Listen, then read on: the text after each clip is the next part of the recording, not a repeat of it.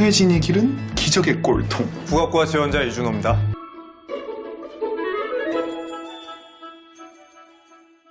졸업이라는 드라마를 보는데 좀 이해 안 가는 거 하나 설명해 드릴게요. 자, 지금 보고 계신 이 화면이 뭐냐면 졸업이라는 드라마입니다. 학원 강사들의 이야기죠. 대치동 배경으로 하고요. 그런데 솔직히 재미없습니다. 솔직히 전 재미없는 것 같고요. 왜 그러냐면 이 작가님이 졸업이라는 이 드라마를 만드는 데 있어서 조사가 좀 부족하세요. 되게 급하게 만들어졌나? 이 학원계가 재밌는 게 진짜 많거든요. 그런데 너무 뭐라 그래야 될까? 너무 착해. 드라마가 착해요. 근데 제가 오늘 말씀드리고 싶은 거는 그건 아니고요. 지금 이제 대치동에 진짜 이런 학원들이 있어요. 그리고 이거는 대치동뿐만 아니라 여러 학원에서 이런 형태가 형성이 되는데, 보시면 저기 이제 되게 카리스마 있게끔 조그맣게 계신 저 선생님이 백발마녀라 그래갖고 이제 국어를 가르치는 선생님이세요. 학원 이름 뭐였더라? 최강국어였나? 뭐였지? 하여튼 국어인데, 지금 보시면 내 옆에 친구를 밟고 일어서라. 정말 무서워 죽겠네 아주. 입시는 전쟁이란다. 저건 동의해요.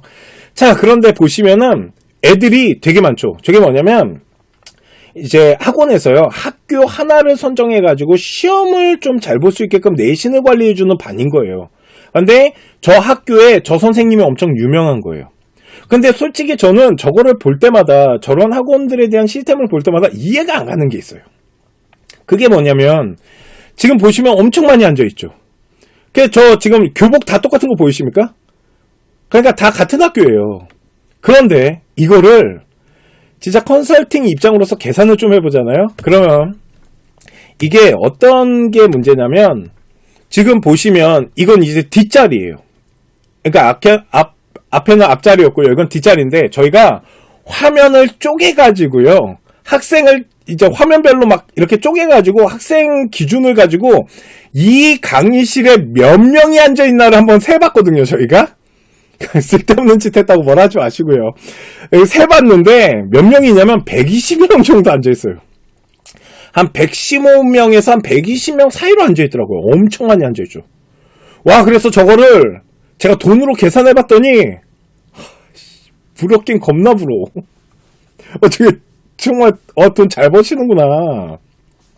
그런데 저거 120명이 지금 같은 학교 아이가, 같은 학년 아이가 지금 시험 대비를 같이 하고 있는 거예요. 그러면 이거를 등급으로 나눠보잖아요. 그래서 등급을 한번 나눠봤습니다. 그러면 200명을 기준으로요, 이 학교가 200명이라 그래요. 200명 정도 다니는 학교에 120명을 데리고 있으니까 대박인 거죠, 저 선생님. 스타 강사 맞아, 저 학교에선.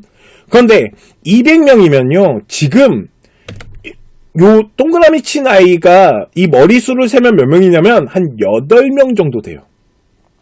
조만큼이 저 학교의 1등급인 거예요, 국어.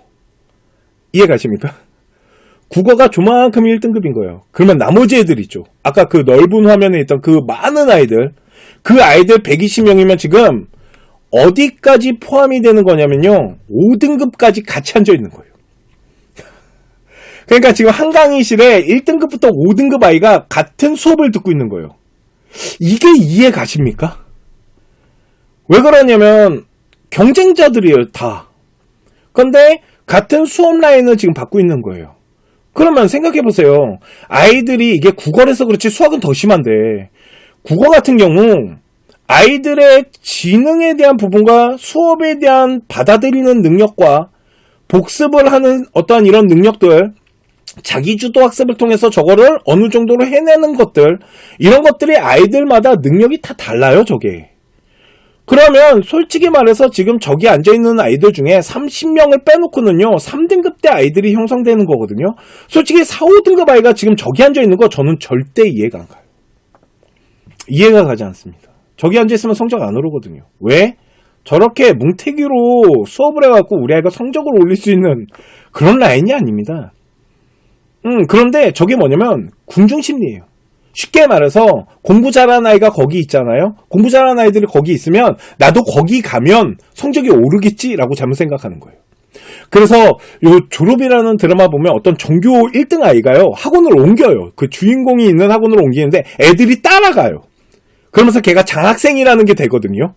그래서 이제 학원비를 좀 깎아주거나 막 무료로 하거나 왜 걔가 간판 얼굴 되면서 걔 따라오는 아이들이 있거든요. 그러면서 한 클래스가 만들어져요. 그게 이해 가십니까? 그러니까 그냥 저 선생님 반에 공부 좀 잘하는 아이들이 있어. 그래서 그 반이 형성이 되거든요. 근데 저렇게 많아. 저러면 진짜 제가 장담하는데 3등급 이하 아이들 있죠.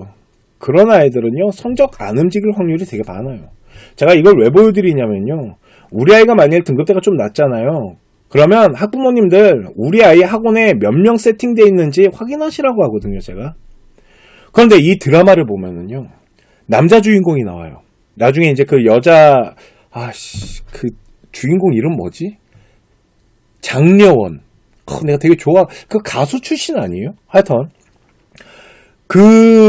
이제 여자 강사님이랑 이제 사랑에 빠지는 뭐 이런 내용인 것 같아요. 그냥 더 재미없어질 것 같아요. 그런데 중요한 건 뭐냐면, 이제 남자 제자가 공부를 못했던 아이예요. 공부를 못했던 아이인데, 이제 장려원이라는 대학생이었던 거예요, 그때는. 그래서 이제 그 친구가 과외를 해주거든요. 그러면서 그 아이를 성적을 올리면서 강사의 길로 들어오는 거죠. 근데 잘 보세요. 그 아이가 공부를 못했었어요. 공부가 바닥이었어, 걔가. 6, 7등급 막 이랬겠죠. 그 바닥인 아이를 고려대학교를 보냈단 말이에요. 그러면 잘 보세요.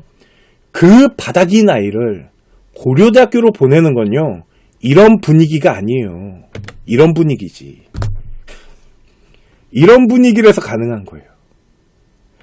그래서 솔직히 우리 아이가 점수대가 조금 부족하거나 3등급대 아이들이죠. 얘네들은요, 저렇게 다수 많은 학원에 간다? 잘 모르겠습니다.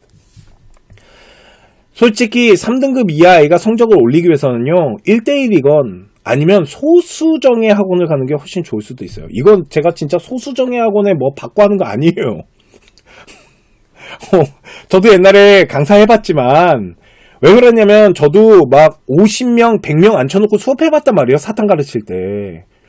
그거 진짜 딱 수업만 하고 나와요. 따라오건 못 따라오건 그건 아이들 능력이거든요. 그런데 한 명 한 명 가르칠 때가 있어요. 과외라는 걸 하죠. 그러면 그 아이한테는 눈높이를 맞춰준단 말이에요. 속도도 맞춰주고 뭐 이런 게 있잖아요.